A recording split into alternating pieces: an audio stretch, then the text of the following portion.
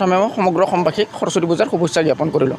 আৰু আমাৰ ইয়াতে 4টা বছৰ অতিক্ৰম হ'ল আমাৰ এখন পূজা কোনো ৰাইজৰ পৰা আমি চান ডনেশ্যন নোহোৱা কৰি মোৰ ভাতৃ মানস প্ৰতিম দাস ডাঙৰীয়া আমি যে এণ্টাৰপ্ৰাইজৰ পৰা আমি এখন পূজাখন স্থাপন কৰিছোঁ এখন।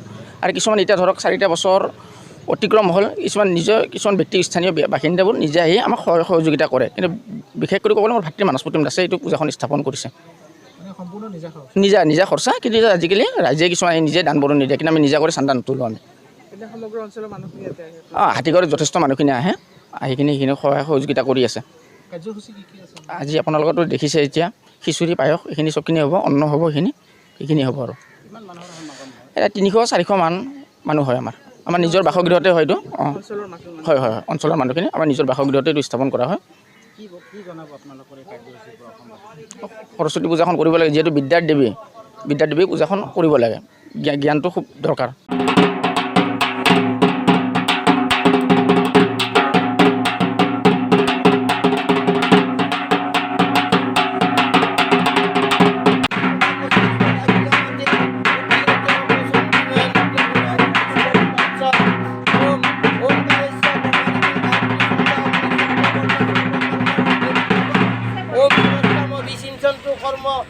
সর্বকর্মরম্ভে বিনিয়োগ ওম সুরস্তম বিচিন্তন্তু সর্বকামর্থ সিদ্ধ ওম নমো শিবায় নম ওম এতে ঘর হইতে গন্ধবশ্রী শ্রীকৃষ্ণ নারায়ণ নম ওম আবা আদি দেবতা সরস্বতী এ দেবী নমস্তুতে।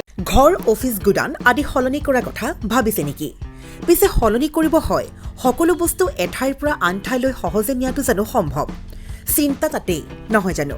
কেৱল ঘৰ অফিচে নহয়, ডাঙৰ ডাঙৰ মেচিন, বাইক, ডাঙৰ ডাঙৰ গাড়ীকে ধৰি সকলো বস্তু। পিছে এতিয়া আৰু চিন্তাৰ কোনো কাৰণ নাই। আপোনাৰ এটা মাথো ফোন কলতে সমাধান হৈ পৰিব এনেসমূহ সমস্যা।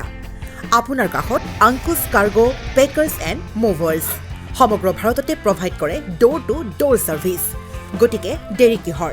এতিয়া যোগাযোগ কৰক 9957630102 অথবা 9546214823 নম্বৰত।